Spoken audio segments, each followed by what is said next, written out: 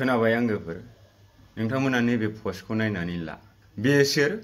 father's of इउटुबनो सोर बुंदों गावनो बुंनानै लादों बै समाव बे भिडिअखौ आं देखायला दा बिथाङा मा बुंदों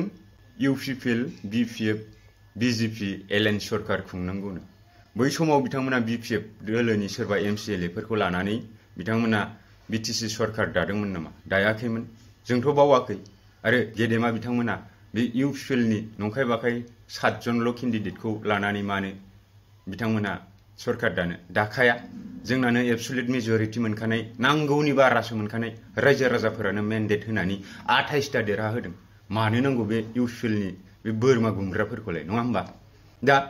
बिनिफ्राय गावखौनो इसिबां गोरों होननानै सानना लाग्रा इउटुबनि बिफा होननानै गावखौनो बुंना लाग्रा बेयो नैबे भिडिअखौ खोनासं बीजेपी सिंगल डिगेट एबा बीपीएफ सिंगल डिगेट मोननो हागौ नाथाय यूपीपीएल दोलोनिफ्राय बबे बेसेबांखिनि डिगेट मोनगोन आं बेखौ खोन्थाथ'नो हाया किन्तु बीपीएफ निफ्राय सिंगल डिगेट आरो बिनि गेजेराव बीजेपी निफ्राय सिंगल डिगेट बेखौ मोननो हागौ फ्राय जुदि मोनथारोब्ला एपीबी एबा अनजुलि दैमारिनि पार्टी मेडामनि बिथांनि पार्टीनिफ्राय मोनसे देरहानो हागौ देरहाथारोब्लाबो नायनि बाट आं मोनसे एनालाइसिस होनदों बे डिगेटनो डिगेटआ मा सोदोब जादों मा बाथ्रा बुंनो सानदों बिथाङा आंथ' बुजियाखै ओरैनो डिजिट थायो नङा होमबा डिजिट माने बिसान माने नाम्बार 1 2 3 1 2 3 1 2 3 बेखौ मा होनो digit single digit largest digit नङा होमबा लाथिख'निफ्राय बा 1 निफ्राय 9 सिम सिंगल डिजिट जाबाय बिनिफ्राय 10 निफ्राय 20 50 70 99 सिम डाबल डिजिट जाबाय बेबायदिनो ट्रिपल 10 टू द पावर 4 बेबायदि डिजिटआ बांलाङो आरो बेखौनो जुदि प्रनाउन्सिएशन खालामनो रोङाबा हो बेबायदि माबायदि इउटिउबार बेलाय आरो गावखौनो माब्रैहाय इउटिउबनि बिफा होनना लानो हाखो बे बोरमा प्रकाश नार्जारी इउटिउबारा नङा होमबा बिनि खावलायनायखौ जों गनायगोन नामा अरे बाबा नोङो बीपीएफ दोलोनि गेदेमा बा बीपीएफ दोलोनि दैदेनगिरि हाग्रामा महिलारि बिथांखौ मा सोनखारियामोन हा दिनै नोंथांमोननि खावलायनायखौ जों गनाया दिनै जोंनो बुब्लिखौ नाङा दिनै जोंनो रादाबखौ नाङा दिनै जोंनो इउपिपिएलनि होननाय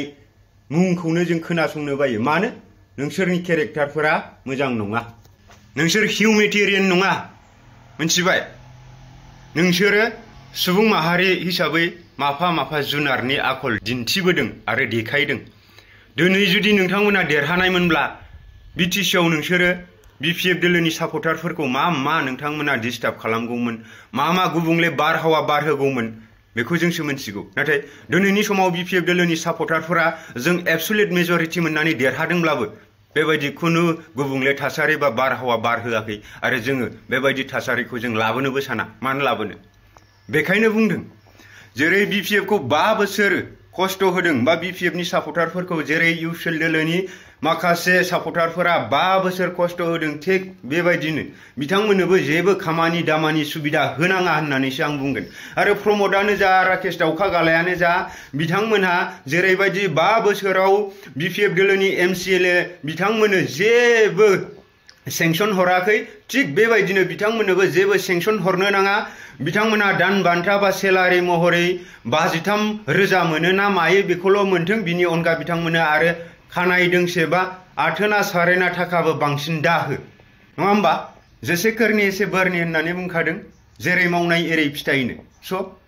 बेखौ बिथांमोना मोनथारनांगोन अब्लासो बुजिगोन हो जों गुबुनखौ दुखु होनायनि बिनिमयाव जों मा मोनखो होननानै बिथांमोना अब्लासो फिल खालामनो हागोन नंमारगौ गमामायै जोंना गोरोन्थि जादों होननानै अब्लासो बिथांमोना गावनि सायाव दुखु मोननाय गाबखांनाय बिथांमोननि गोसो गोरबोआव सोमजिगोन दा दाउखा गालाया जेसेबां फैनो नाजाया मानो मन्टु बर'मोना जेसेबां बीपीएफ दोलोआव हाबफैनो नाजाया मानो खुनु लानांगौनि बाथ्रा गैया जोंहानो बीपीएफ दोलोनि मानगोनां बिजाथि बा केन्डिडेट बिथांमोनहानो एबसुलेट मेजरिटी मोननानै देरहाखादों आरो बे बीटीसी हालामनि 26 ता जनगोष्ठीफोरनि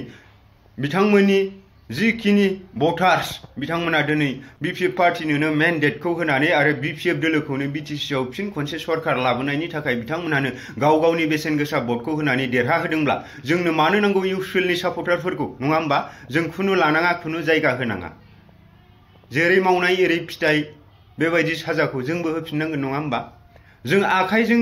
देहाजोंथ' जों साजा होनो थाङा खिन्थु मेन्टेलि फाइनान्सियेलि बिथांमोनाबो थ्रसार मोनगोन अब्ला बुजिगोन जों बै समाव बिपिएफ दोलोनि बिजाथिफोरनो मानो एक नया सारेना आथोनानिबो खामानि हरासै दा बिनि बिनिमयाव जोङो बिथांमोनजों फिन उल्था खालामजाफिनबाय होननानै बिथांमोना साननो बायद' जाथों बेखिनिखौ आं बुंहरबाय दा प्रकाश नार्जारि इउटुबार नोंथ' बुंनानै लाब गैयालै रावखौबो दा खावलाय नोंनि खावलायनाया जोंनि खाथियाव खुनु समाया मोनथिबाय नों बायदि नेहात लेखा रोङा फरा रोङा माबा बे पान्जाबाव थांनानै नंखायखौनो कल सेन्टाराव थाना हिन्दीबो रोंजोबा बालबो रोंजोबा नों बायदिनि बुंनायखौ जों मानिगोन नामा मा डिगेट बेलाय डिजिट होन डिजिट मोनथिबाय